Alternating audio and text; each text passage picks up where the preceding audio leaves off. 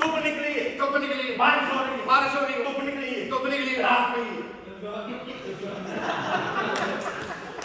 Spain के शहर Barcelona में पंजाबी स्टेज शो सज गया पंजाब ने अवाम के चेहरों पर मुस्कुराहटें बिखेर दी। इस शो के प्रॉम्प्टर नदीम भट्ट थे, जबकि ड्रामा के फनकारों जुबैर आलिम, जवाद वसीम, दीदार, हिना शाहीन, नैना खान, शाहीन खान, शाती खान, इरशाद अहमद की बेहतरीन परफॉर्मेंस ने खूब रंग जमाया। अब्बा जी, अब्बा जी, दर्द छोड़ना,